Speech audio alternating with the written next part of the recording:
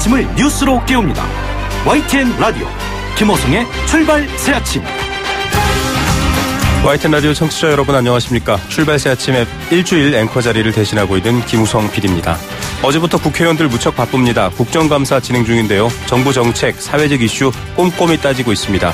그런데 벵갈 고양이가 관심에 올랐습니다. 동물원 탈출했다가 사살당한 퓨마 이슈 언급하기 위해서 자유한국당 김진태 의원이 국감장에 데려온 겁니다. 또 다른 동물학대 논란까지 일었는데요. 이제는 벵갈을 기억도 못할 벵갈 고양이의 낯설고 두려운 눈빛. 어쩌면 이 눈빛에 비친 국감장의 풍경, 국민들의 눈빛과 다르지 않겠다는 생각도 듭니다. 첫 번째 인터뷰는 국감장에서 사법 이슈와 관련해서 바쁜 활동을 하시는 분이죠. 더불어민주당 백혜련 의원 연결해서 강원랜드 청탁비리 무혐의 사건을 비롯한 여러 이슈들 들여다봅니다. 두 번째 이슈는 미국 뉴욕 현지 김동석 시민참여센터 상임이사 연결해서 중간선거 이후로 전망되는 2차 북미 정상회담과 미국 정치권 동향 알아봅니다. 부쩍 추워진 2018년 10월 11일 목요일입니다. 김호성의 출발 새 아침 따뜻하게 출발합니다.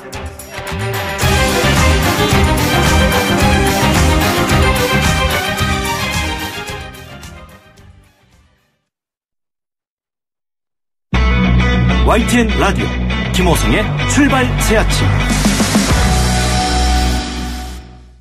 네, 꼭 챙겨야 할 것들과 같은 꼭 챙겨야 할 뉴스 전해드리는 시간입니다. 시사평론가 이종훈 박사 함께하고 계십니다. 안녕하십니까? 네, 안녕하세요. 예, 이제 모든 언론의 눈과 귀가 국감으로 향하고 있습니다. 그런데 강경화 외교부 장관의 오이사 조치 발언 어제 뜨거웠습니다. 네, 가장 뜨거웠죠. 어제 국정감사 관련해서는. 국회 외교통일위원회 외교부 국정감사에서 이해찬 더불어민주당 대표가 이 금강산 관광이 오이사 조치로 좀 못 가는 거 아니냐라고 이제 물었습니다. 네. 그러니까 여기에 대해서 강정환이 그렇다라고 대답을 했습니다. 이 답변 자체가 사실은 좀 잘못된 건데요. 네네. 이후에 이 대표가 다시 오이사 조치를 해제할 용의가 있느냐라고 물으니까 강 장관이 관계부처와 검토 중인 것으로 알고 있다라고 답변을 한 겁니다. 그러니까 범정부 차원에서 그럼 오이사 조치 해제를 논의 중이냐. 어제 그렇게 보도가 나왔어요. 이런 이제 얘기가 나왔고 논란이 이제 커지니까 이 강 장관이 이제 추가로 해명한 것이 범정부 차원에서 논의하고 있는 게 아니다라고 설명을 하긴 했습니다. 네. 그런데도 여전히 지금 일각에서는 범정부 차원에서 실제로 이거 논의가 진행 중인 게 분명하다라고 네. 보는 설과 아무렴 범정부 차원에서까지 벌써 이 논의를 시작했겠느냐라고 하는 설 이렇게 또 좀 갈리고 있는 그런 상황입니다. 이것도 계속 앞으로 질문이 나올 것 같고 정부가 추가로 해명을 해야 될 것 같은데요. 네. 국방부하고 통일부는 일단 사전 검토는 없었다라고 지금 밝히고 있습니다. 네. 강 장관은 이제 금강산 관광 중단이 이게 2008년 박광자 씨 피살 사건 계기로 중단된 거지 오이사 조치로 이게 중단한 게 아니다라고 하는 네. 박주선 바른미래당 의원의 지적에 대해서도 사실관계와 다르게 발언한 것을 사과드린다라고도 또 발언을 했습니다. 이 대북 제재가 사실은 여러 가지 한반도 국면과 얽혀있기도 한데 좀 정교하지 못했다. 혹은 팩트도 좀 어긋난 면이 있었다는 점에서. 그렇습니다. 이 오이사 조치 관련해서는 북측에서 계속 해제 요청을 하고 있는 것은 널리 알려져 있죠. 그렇죠. 금강산 관광도 빨리 재개해달라라고 지금 계속 이 얘기를 하고 있는 것으로 알려져 있긴 한데 그렇다고 해서 이거를 지금 우리가 적극 정부 차원에서 검토할 단계는 분명히 아니죠. 예, 자 풀어야 할 순서도 있고요. 여러 가지 상황도 고려할 점이 있습니다. 이런 가운데 미국 정부도 관련한 의식이겠지만 대북 제재 유지 또 트럼프 대통령은 우리의 승인 없이는 아무것도 못한다 이런 발언까지 했어요. 네. 이 기자들이 이제 강경화 장관 발언이 나온 이후에 그러니까 질문을 한 겁니다. 한국 정부 대북 제재 해제 검토 중이라고 하는데 어떻게 생각하느냐 이렇게 질문을 한 거죠. 네. 여기에 대해서 트럼프 대통령이 그들은 우리의 승인 없이는 아무것도 하지 못한다라고 또 답변을 한 겁니다. 이것도 사실은 우리의 국가 주권을 좀 약간 침해하는 그런 발언입니다. 사실은. 네. 그러니까 어찌됐건 미국의 영향력이 크다고는 하지만 우리도 주권국가 아니겠습니까? 네. 그런데 이게 또 좀 보기에 따라서는 트럼프 대통령이 한국을 그만큼 하찮게 여기는 거 아닌가라는 생각도 살짝 들어서 네네. 약간 언짢기도 하긴 합니다만 어찌됐건 이게 지금 AP통신 쪽에서는 한국의 제안은 자신이 허락할 때만 이루어질 수 있다는 그런 식으로 답변을 한 거다라고 지금 보도를 하고 있습니다. 네. 미국 국무부 관계자도 언론과 인터뷰에서 이 도널드 트럼프 대통령은 대북 제재 완화는 비핵화 후 이루어질 것이라는 점을 매우 분명히 해왔다. 우리가 비핵화에 빨리 할수록 대북 제재는 더 빨리 해제될 수 있을 것이다. 라고 하는 기존의 원칙을 다시 한번 또 확인을 했습니다. 네. 또 이 강경화 장관이 그 남북 군사 합의서와 관련해서 그 마이크 폼페이오 미국 국무장관으로부터 항의를 받았다라고 하는 일본 언론의 보도도 나오지 않았습니까? 네. 이와 관련해서도 어제 질문이 있었는데 여기에 대해서도 강 장관이 또 사실을 또 시인을 했어요. 네. 그러니까 뭐 이 불만을 좀 표시했다. 이렇게 그 정도가 아니냐라고 하는 지적도 좀 있었습니다. 욕설 얘기도 있었는데 욕설은 뭐 없었다라고 지금 얘기를 좀 하고는 있습니다만 하여튼 강력히 항의를 한 것은 좀 분명해 보입니다. 또 강 장관이 지난번에 뭐 핵신고 연기를 하는 중재안을 또 제안한 것, 그것도 좀 알려지기도 했었는데 미국 정부는 거절한 것으로 또 알려지고 있죠. 이 한미 공조가 정말 잘 이루어지고 있는지 이게 약간 의문입니다. 그리고 이 미국 정부는 일관성을 상당히 유지하고 있는데 우리 정부만 지금 오락가락하는 거 아니냐라고 하는 그런 좀 의구심도 좀 없지 않아 듭니다. 예, 이 한반도를 둘러싸고 평화와 또 유화적인 분위기를 바라는 우리 정부 또 최대한의 압박을 통한 마지막까지 협상을 이끌어내는 북미 이 사이에서 더 잘해야 될 텐데요. 잘했으면 좋겠습니다. 자, 유은혜 사회부총리 겸 교육부 장관 이 고교 무상교육으로 또 관심을 받았었는데 이것 역시 좀 속도 조절에 들어가고 있네요. 예, 그렇습니다. 이 지난 3일 이제 취임식 때 고교 무상교육을 뭐 원래 계획했던 2020년보다 1년 앞당긴 내년부터 시행하겠다라고 밝히지 않았습니까? 내년부터 시행하겠다 그러면 내년 1월부터 시행하겠다라는 것으로 보통 읽히죠. 그런데 어제 이제 기자간담회 자리에서는 적어도 내년 2학기부터는 단계적으로 시작될 수 있도록 추진하고 있다라고 답변했습니다. 내년이 아니라 2학기부터군요. 예, 일단 기간면에서 6개월 후퇴를 한 거죠. 아울러서 단계적이라는 표현도 등장을 했습니다. 문제는 역시 그 지금 예산이거든요. 그러니까 최대 2조 원 정도 소요될 것으로 보이는데 기획재정부 쪽에서는 지금 난색을 표하고 있고 김동연 부총리도 재원은 합의된 사안이 아니다라고 좀 선을 긋고 있습니다. 실제로 내년 예산안에 지금 무상교육 관련 예산 반영이 안 돼 있습니다. 현실적으로는 내년부터 실행이 어렵지 않을까. 예상이 됩니다. 자, 이 선언과 또 실행의 간극을 어떻게 좁힐지 궁금하고요. 2달짜리 알바 이야기도 국감에서 논란이었습니다. 이거 경제팀 또 굉장히 난처한 상황일 텐데. 네, 그렇습니다. 어제 이제 기획재정부가 지난 4일에 모든 정부 부처 공공기관에 이제 공문을 보냈다는 거죠. 긴급 지침. 그래서 2달짜리 알바를 채용하라. 그랬고 또 예산 심의하고 배정까지 끝냈다라고 하는 언론 보도가 나왔고요. 어제 국회 과학기술정보통신위 국정감사 때 이 질문이 나왔습니다. 그러니까 이 과학기술 분야 정부 출연기관에도 이런 식으로 할당하는 방식으로 해서 이 마이너스 고용지표 계산하려고 했던 거 아니냐라고 하는 지적이 나왔는데 유영민 장관이 처음에는 사실이 아니다라고 이 답변을 했다가 몇 가지 이제 물증들을 이제 제시를 하니까 확인해 본 결과 이 고용지표가 상당히 좋지 않아 단기 임시직이라도 수요가 있다면 정부에서 일자리를 만들어야 한다는 내부 논의가 있었다라고 시인을 한 겁니다. 이것도 또 이 김동연 경제부총리가 좀 해명을 하셔야 될 지금 사안이 돼버렸습니다. 자, 이 국감에서 벌어지는 여러 가지 일들 국민 여러분들도 눈 똑바로 뜨고 한번 지켜봐 주시기 바라겠습니다. 오늘 말씀 감사드립니다. 네, 지금까지 이종훈 시사평론가였습니다. 여러분은 지금 FM 94.5MHz로 방송되고 있는 YTN 라디오 김우성의 출발 새 아침을 듣고 계십니다. 의견 주실 분은 짧은 문자 50원, 긴 문자 100원의 이용료가 드는 휴대전화 메시지 샵 0945, 우물정 0945번으로 의견 남기실 수 있습니다. 일자리. 지금 대통령의 첫 번째 업무이기도 했습니다. 많은 국민들의 또 적극적인 관심사를 받는 부분이기도 하고요. 강원랜드 채용 비리 정말 충격적이었죠. 90%가 넘는 사람들이 이 채용 비리를 통해 청탁을 통해 들어왔고 또 그 수사를 의뢰할 때도 처음에는 이 특정을 하지 않고 사람 이름을 특정하지 않고 또 수사 의뢰가 되는 좀 뭐랄까요, 청탁 비리의 종합 선물 세트 같은 이 강원랜드, 여기에 현직 의원이 개입되어 있어서 아주 큰 화제였습니다. 권성동, 염동열 의원인데요. 이분들에 대해서 현재 무혐의 판결이 나왔습니다. 과연 이것 국민들이 어떻게 바라볼까요? 또 여러 가지 사법 이슈와 연관해서도 이 법감정, 국민들의 감정은 좋지 않을 텐데요. 검사 출신이시죠? 더불어민주당 백혜련 의원 전화로 연결해서 이야기 나눠보겠습니다. 의원님 안녕하십니까? 예, 안녕하십니까? 네, 먼저 전국 여성위원장에 선출되셨어요. 축하드립니다. 예, 감사합니다. 네. 자, 여러 가지 중책을 맡으시면서 또 이 사법 이슈도 이끌어가고 계신데요. 이 많은 분들이 조금 놀랐다라는 표현을 할 줄 알았는데 그럴 줄 알았다 이런 반응들이 나온다고 합니다. 이 두 분에 대한 무혐의 처분 소식 어떻게 들으셨습니까?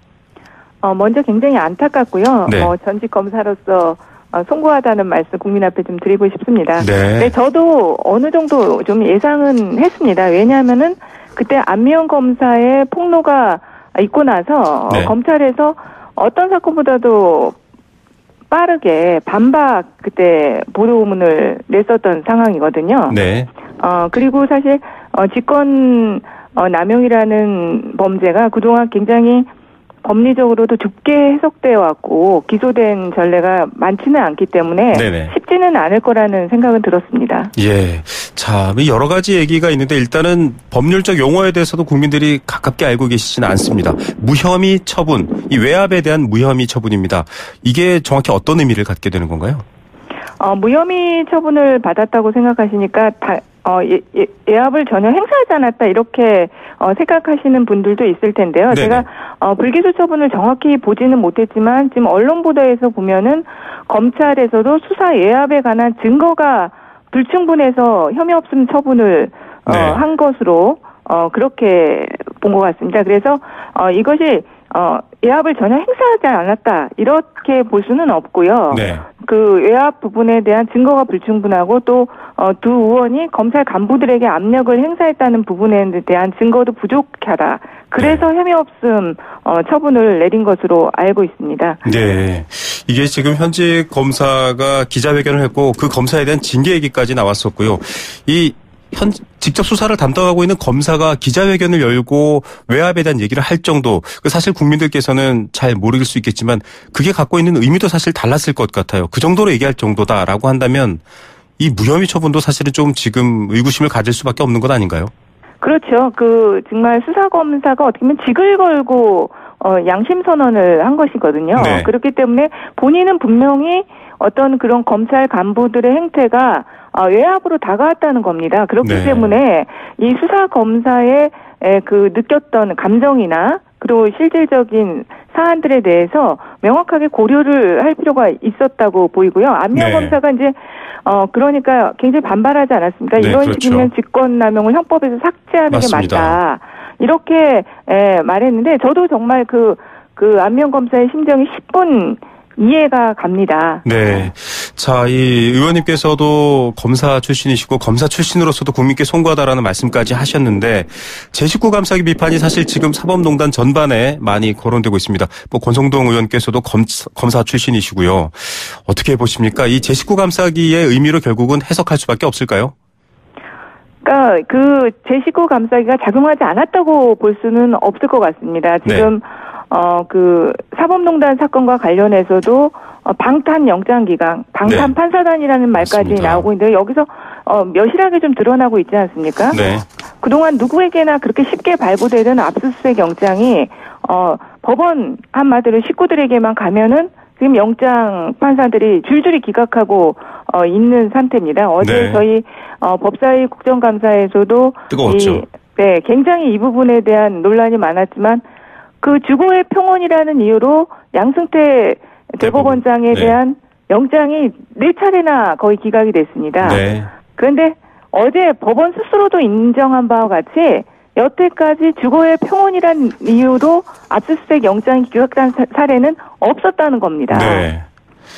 이 주거의 평온과 안정이라는 이유로 이 양승태 전 대법원장의 사법농단에 대한 압수수색 기각된 걸 두고 전가의 보도처럼 쓰일 것이다. 의원님께서 어제 좀 지적을 하셨거든요. 네. 자, 이렇게 지금 법이 어떻게 보면 국민들이 기대할 수 있는 마지막 영역입니다. 진실을 밝히는 마지막 영역인데 여기에서조차도 신뢰할 수 없다. 큰 문제인데 일단 권력과의 관계 문제 계속 좀 얘기 여쭤보겠습니다. 직권 남용 부분인데 뭐 이번 사태뿐만 아니라 이명박 전 대통령, 김기춘 전 비서실장, 최경환 의원 관련해서도 똑같은 논란이 있었거든요. 이 직권 남용 혐의라는 부분이 사실은 좀 밝히기 그렇게 어려운가라는 생각을 하시는 분들도 있고요. 의원님께서는 어떤 생각입니까? 사실 그동안 직권남용으로 처벌된 사례가 거의 없었습니다, 실제로. 네. 그리고 법리적으로 굉장히 좁게 해석을 해왔던 것은 사실이고요. 그러나 이제 박근혜 최순실 국정농단 사태를 거치면서 직권남용에 대한 그 해석이나 법리가 조금 넓어지는 듯한 느낌이 있었습니다. 네. 법원에서도요. 네. 그런데 최근 이명박 전 대통령 또 김기춘 전 비서실장, 최경환 전 의원 등에 대해서 다시 직권남용의 법리를 혁신하게 바라보고 다 네. 무죄를 선고한 상태입니다. 그래서 네. 지금 사법농단 범죄의 핵심 중의 핵심이 이 직권남용입니다. 네. 그런데 벌써 그것을 염두에 두고 이런 직권남용의 법리를 줄이고 있는 거 아닌가 이런 네. 의구심을 지금 사실 갖게 되는 것이죠. 네. 자, 저희가 뉴스 채널이다 보니까 잠시 좀 중요한 정보 전달하고 하겠습니다. 기상청에서 발표한 국외 지진 정보 알려드리겠습니다. 오늘 2018년 10월 11일 아침 7시 22분 파푸아뉴기니 코코포 남서쪽 93km 지역에서 규모 6.3의 지진이 발생했습니다. 국내 영향은 없는데요. 위 자료는 미 지질조사소 분석 결과임을 밝혀드립니다. 자, 계속 얘기 나눠보겠습니다. 이 직권남용 중요한 이 사법농단 또 여러 가지 이슈에 있어서 핵심이라고 말씀해 주셨는데 그렇다면 법원 식구들이 아닌 일반적인 뭐랄까요 기업이랄까요 여러 가지 사회적 영역에서 이 직권남용은 사실 법대로 처리되고 있습니까? 이 두 개의 차이가 좀 궁금하기도 한데요. 직권남용은 일단 공무원 범죄에 대해서 네. 적용되는 부분입니다. 그러니까 네. 그동안 사실은 아까도 말씀드렸지만 직권남용의 법리로 처벌을 한 사례 자체가 많지가 않았습니다. 그만큼 네. 어떻게 보면 우리나라 공직사회의 병폐였다고도 볼 수 있는 거죠. 검찰에서 그 공직사회에 대한 어떤 그러니까 엄정한 처벌 이런 것들이 사실은 이루어지지 않았다는 것을 반증하는 것이고요. 네. 이번에 이제 이것이 새롭게 이제 대두되면서 많은 부분들에서 지금 이제 적용이 되기 시작하는데 특히나 이제 권력기관 힘 있는 기관들에 대해서는 더 후퇴하고 있는 것이 아닌가 이런 우려들이 있는 거죠. 네, 그 직권, 권리, 여러 가지 힘 다 국민이 준 거일 텐데요. 본인에게만 유리하다. 국민들이 어떻게 바라볼까요? 다시 돌아와서 이 강원랜드 건도 그렇고요. 모두 공수처가 있었다면, 즉 좀 제 식구들이 서로 봐주기 안 할 수 있도록 좀 공수처 같은 것들이 있었다면 이런 가정도 나오고 있습니다. 어떻게 생각하십니까? 정말 저도 이 여러 가지 사건들을 보면서 반드시 공수처가 있어야 한다 이런 생각을 했습니다. 사실 네. 그동안 검찰에 쌓인 이 불신 그런 것들을 해소할 수 있는 방안이고요. 이번 사법농단 사건에서도 마찬가지입니다. 사실 지금 법원과 검찰이 어떻게 보면 힘겨루기를 하는 형태로 네. 싸우고 있고 이러는데 어떤 것도 신뢰를 사실 받지 못하고 있습니다. 검찰이나 법원이나. 만약 공수처에서 이번 사법농단 사건 같은 경우도 수사를 하고 그거에 대해서 기소를 하고 재판을 한다면 훨씬 더 국민들의 신뢰를 가지고 할 수가 있는 것이라고 생각하고요. 네. 지금 같은 경우 강원랜드 사건의 경우에도 지금 국민들 입장에서는 예합을 행사한 사람이 현직 검찰 고위 간부이기 때문에 무혐의 결정을 한 거 아니냐 이런 의구심을 가질 수밖에 없는 것 아니겠습니까? 네. 결국 이렇게 스스로 성역이 되는 부분들에 대해서 엄정한 수사와 국민들의 신뢰를 얻기 위해서는 반드시 공수처가 필요하다고 봅니다. 네, 이렇게 절실한 이유까지 말씀해 주셨는데요, 의원님. 만약에 공수처가 있었다, 그러면 이번 권성동, 염동열 두 의원에 대한 판결 혹은 처분 달라질 수 있었다고 보십니까? 충분히 달라질 수 있는 부분들이 있다고 봅니다. 예. 자, 이 공수처 관련해서 지금 법사위에 계신데 아직도 법안이 계류되어 있는 상황이죠. 어떻습니까? 내부적인 분위기는요. 지금 한국당은 좀 반대하고 있습니다. 이거 정치적 수사기구 될 수 있다 이런 입장인데 어떻게 보십니까? 참 지금 갑갑한데요. 지금 사법개혁 특위가 7월 26일 날 여야가 합의를 했는데 네. 아직도 자유한국당에서 사개특위 명단을 내지 않고 있기 때문에 그 사개특위가 기구로서 활동을 네네. 지금 하지 못하고 있는 상황입니다. 그런데 네. 이 공수처의 구성에 있어서 정치적인 중립성을 띠는 기구로 충분히 만들 수가 있습니다. 네. 지금 자유한국당에서도 이것을 정쟁의 시각으로 그만 바라봐 주셨으면 좋겠고요. 네. 국민의 입장에서 국민들을 위한 개혁기구를 만들고 부패를 척결하게 한 기구로서 공수처를 바라봐 주시고 좀 적극적으로 논의에 좀 응해 주셨으면 좋겠습니다. 이 정치개혁도 그렇고요. 지금 말씀하신 사법개혁도 그렇고 개혁에 대한 국민들의 요구와 반응 이미 확인했을 텐데 사실 좀 정치권에서 답보 상태인 것 많이 답답해하십니다. 아까 정략적 판단은 좀 그만하시라라고 했는데 돌파구를 좀 찾으셔야 될 것 같아요. 국민들이 직접 또 국감장으로 들어가거나 또 법사위로 찾아갈 수는 없으니까요. 어떻게 좀 해법을 찾을 거라고 보십니까? 일단 사법개혁특위가 그거에 대한 논의 권한을 가지고 있기 때문에요. 네네. 일단 사법개혁특위를 무엇보다도 먼저 발족을 시켜야 됩니다. 그러면 네. 그 안에서 사실은 그동안 정말 많은 얘기가 나왔습니다. 공수처 그리고 검경수사권 조정 그리고 이번에 사법농단으로 비롯한 법원의 개혁, 법원 행정처의 네. 폐지라든지 이런 부분들에서 빨리 논의를 시작하면요. 생각보다 굉장히 빠른 합의점을 또 찾아갈 수도 있습니다. 네. 그래서 우리 국회가 정말로 먼저 국민 앞에 정말 부끄럽습니다. 네. 자, 일단 시작하면은 방법도 여러 가지 개혁의 방향 찾을 수 있다라는 이야기 많은 분들이 들으셔야 될 것 같습니다. 오늘 헌재에서 국감 진행되거든요. 계속 여러 가지 지금 법사위 관련된 국감 활동하고 계신데 헌법재판관 공백, 대통령께서도 언급했지만 이렇게 길어지고 있는 이유가 뭘까 궁금하신 분들도 많습니다. 오늘 좀 어떤 이야기들 오고 갈까요? 오늘은 이제 헌재에서도 사법농단과 관련한 얘기가 나올 수밖에 없는데요. 예를 들면 대법원에서 그 당시 양승태 체제 하에서 헌법재판소를 격화시키고 네. 그 이상을 깎아내리기 위해서 여러 가지 정말 이건 국가기관으로서는 할 수 없는 행동들을 했거든요. 네. 그런 부분들에 대한 지적이 나올 것이고 정말로 지금 아까 말씀하신 대로 또 이제 지금 헌법재판관 공백 사태 아닙니까? 결국은 이 피해는 모두 국민에게 돌아가는 것입니다. 네. 그래서 이 부분들에 대한 이야기도 많이 나올 것으로 보입니다. 예. 또 이 사법농단 관련된 얘기도 오늘도 이어질 텐데 특별재판부 설치도 나옵니다. 같은 당 박주민 의원도 지금 꾸준히 얘기하고 있고요. 또 여당 의원의 발의도 있는데 이 특별재판부 설치는 어떻게 보십니까? 특별재판부 설치도 고민은 해봐야 되는데요. 실제로 이제 특별재판부가 법안 통과가 그렇게 쉽지는 않은 상황이고요. 또 네. 시간이 이제 법안 통과에 좀 걸리는 부분입니다. 그래서 저희 민주당의 법사위원들이 지난번에 국정조사를 하자 이런 제안들을 했습니다. 그리고 네. 결국은 이 국정조사를 통해서 법관들에 대한 지금 탄핵이 필요합니다. 법관들이 실제로는 최고의 그 징계 수위라는 게 정직 1년밖에 되지 않습니다. 네. 그리고 다시 재판에 복귀할 수 있는 것이죠. 그런데 이런 사법농단의 핵심적인 역할을 했던 법관들이 다시 재판을 한다는 것은 정말 이건 상상할 수 없는 일이라고 보이거든요. 네. 그래서 그런 부분들로도 또 논의가 돼야 되지 않나 이렇게 생각합니다. 스스로 견제받지 못하는 권력, 또 결국 국민들이 그 권력에 힘을 행사하는 수준까지 가지 않도록 좀 자정돼야 될 텐데요. 오늘 또 국감장에서 활약과 여러 이야기들 저희도 지켜보도록 하겠습니다. 오늘 말씀 감사드립니다. 예, 감사합니다. 네, 더불어민주당 백혜련 의원이었습니다. 1부 순서 여기까지고요. 잠시 광고 듣고 2부에서 뵙겠습니다. 소통의 아침을 여는 공정한 목소리 YTN 라디오 김호성의 출발 새 아침. 네, 복잡하게 돌아가는 한반도 평화 이슈, 또 비핵화, 또 미국의 중간선거까지 참 복잡합니다. 지금 열쇠는 미국이 쥐고 있는 것 같은 상황인데요. 관련 인터뷰 광고 듣고 바로 이어드리겠습니다. YTN 라디오 김호성의 출발 새 아침. 네, 한반도 평화 그리고 비핵화의 시계는 언제쯤 어디로 가고 있을까요? 트럼프 대통령은 중간 선거 이후에 북미 정상회담을 개최하겠다고 천명을 했습니다. 시간에 쫓겨서 졸속 합의를 하지는 않겠다라는 의지일까요? 아니면 현실적으로 지금 중간 선거에 모든 힘을 쏟아 부어야 되기 때문일까요? 여러분들은 어떻게 생각하십니까?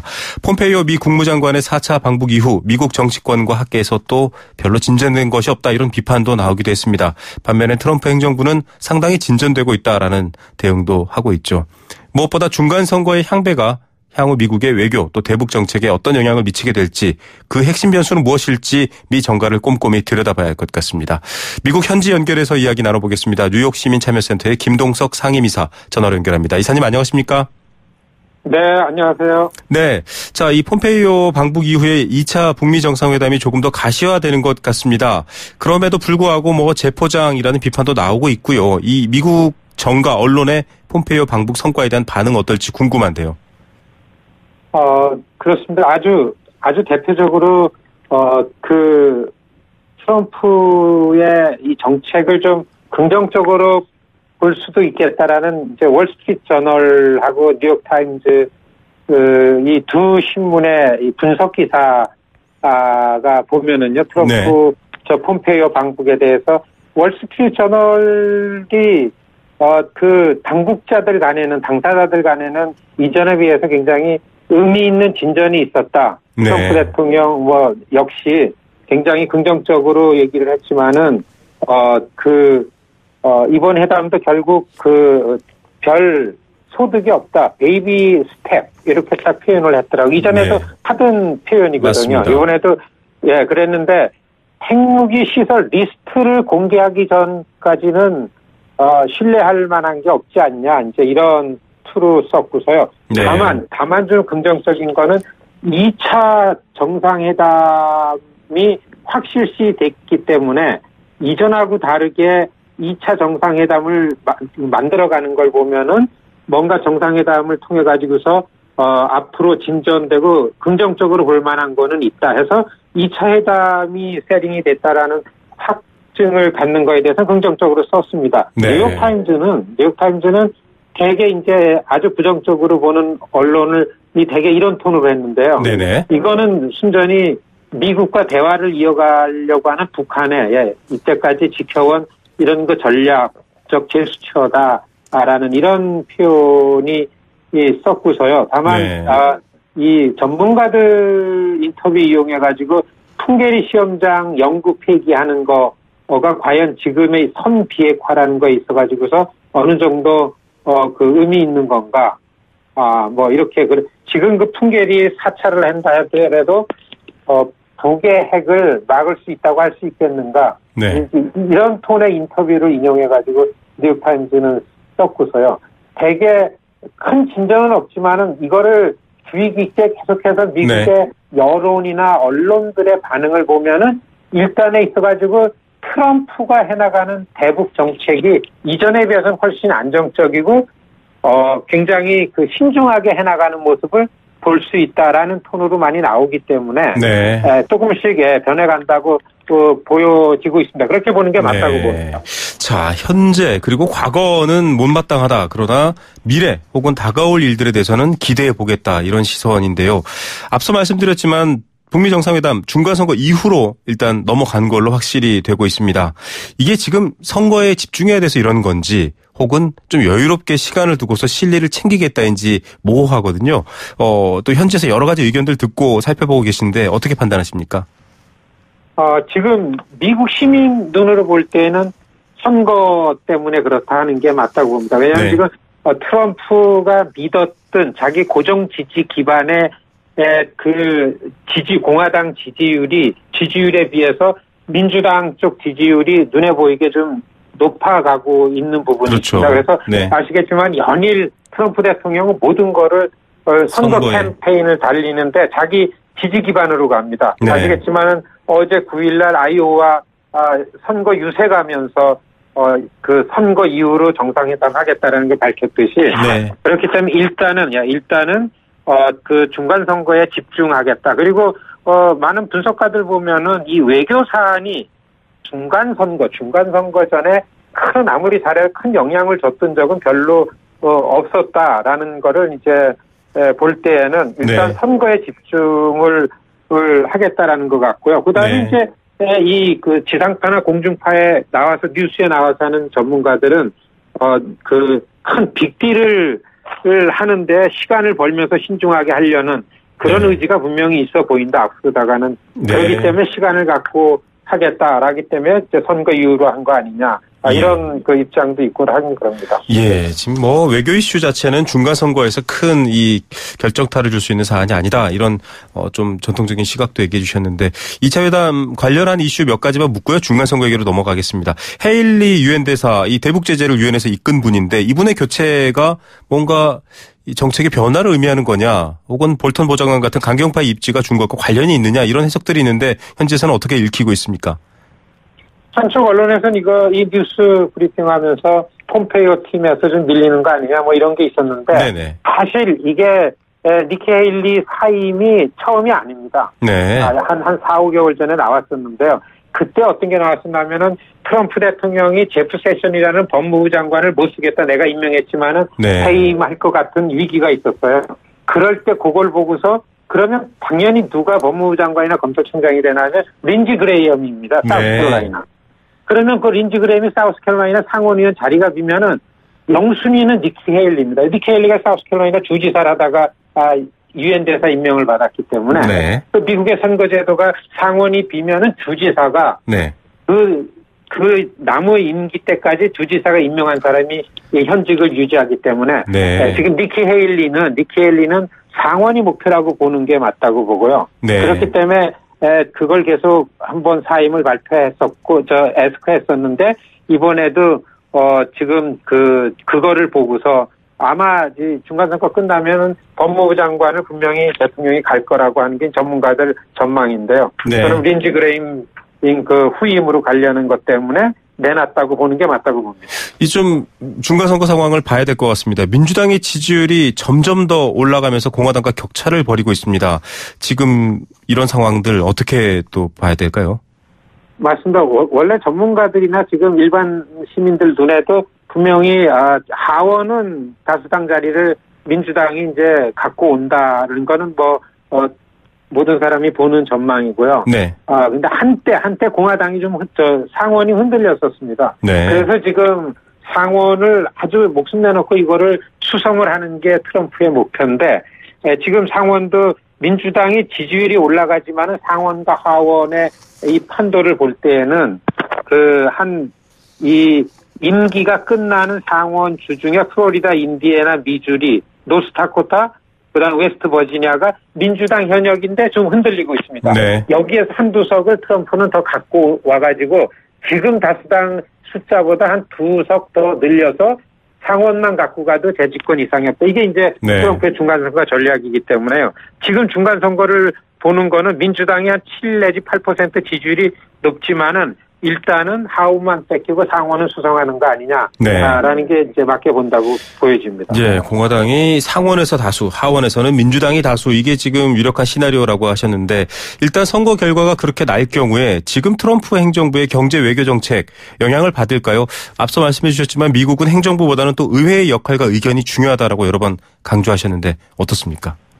사실 하원이 민주당이 다수당을 갖고 온다 하더라도 민주당 쪽에서 할 말이 별로 없습니다. 네. 경제라는 부분이 가장 중요한데 지금 실업률 제일 낮고 굉장히 호황이기 때문에 그렇게 그렇죠. 알려졌기 때문에 단지 이제 우려가 되는 거는 트럼프의 대북 정책에 대해서는 시도 때도 없이 아마 청문회를 요청할 것 같아요. 네. 왜냐하면은 이제 그 위원장 자리를 적어도 예산위원이나 국방위원이나 외교위원회 위원장을 하원에서 민주당이 갖고 오기 때문에 네. 그동안 트럼프 정부에서 대북 정책을 주도했던 고위 관료들을 다 불러가지고 하나하나 따지고 묻고 하면 이 발목이 잡힐 거는 뻔하고서요. 다만 네. 공화당을 이제 상원을 갖고 가면 공화당 외교위원회 수장이 되면은 그래도 큰 틀에서 대통령이 하는 이 종전선언 이후에 올 평화협정이라든지 연락사무소를 만든다든지 하는 이런 것들은 상원 외교위원회 인준이 필요하기 때문에 그거는 좀 무난하게 가지 않을까 이렇게 보여집니다. 예, 지금 중간 선거 결과에 따라서 한반도 평화 이슈 관련해서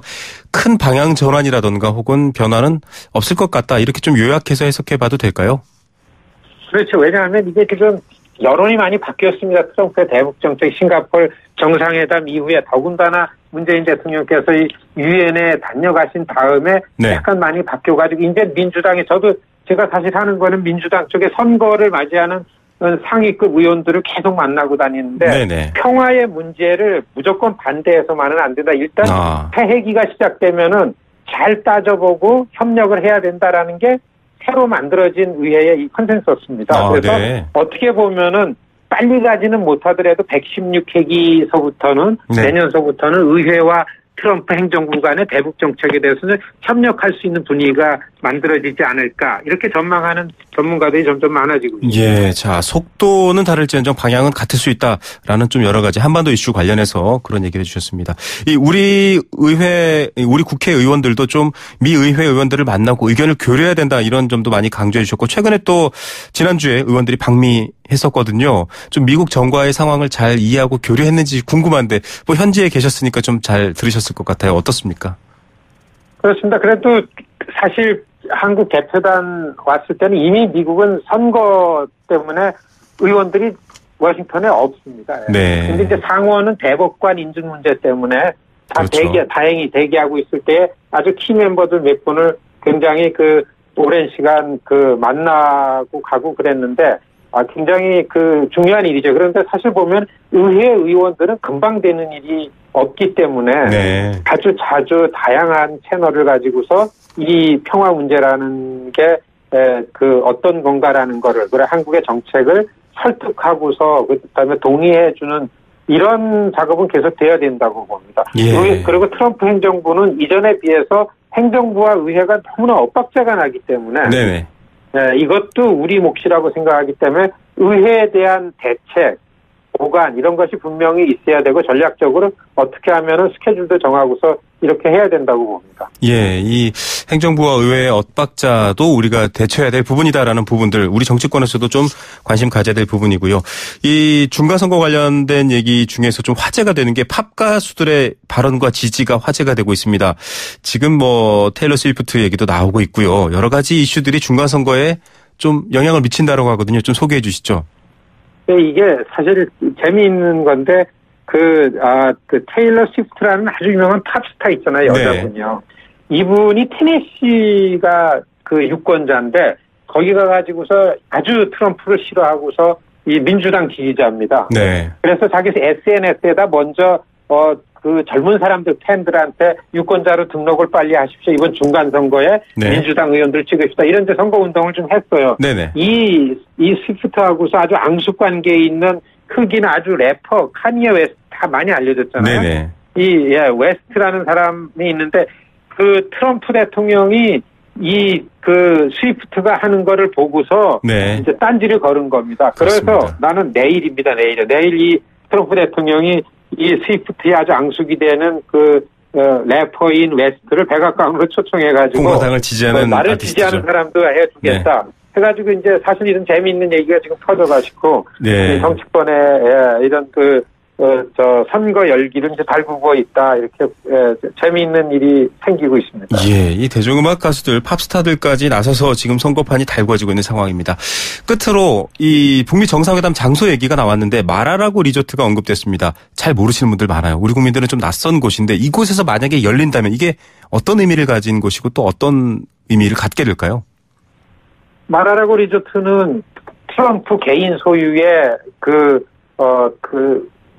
플로리다 팜비치에 있는 이런 골프 클럽입니다. 네. 이게 맨 처음에는 개인이 갖고 있다가 이 겨울에 워싱턴이 추우니까 대통령이 겨울에는 여기에 와가지고 백악관을 쓰라고 기증했던 거를 네. 별로 안 쓰니까 한 30년이나 20년 전에 트럼프가 사들여가지고서 네. 이런 그 개발 사업을 할 때 그거를 잘 이노베이션 해가지고 써오다가 대통령이 되니까 그야말로 겨울 백악관을 만들었죠. 아시겠지만 작년에 취임하자마자 아베 총리도 부르고 맞습니다. 뭐 시진핑도 부르고 너무 좋아합니다. 예. 네. 어쩌면은 트럼프 대통령이 혼자서 그걸 엔조이하게 즐기기 때문에 거기서 뭐 할 거 아니냐 이런 전망도 나오는데 근데 많은 전문가나 그 관리들이 나올 때는 유럽 어디 제3국에서 싱가포르이 아닌 곳에서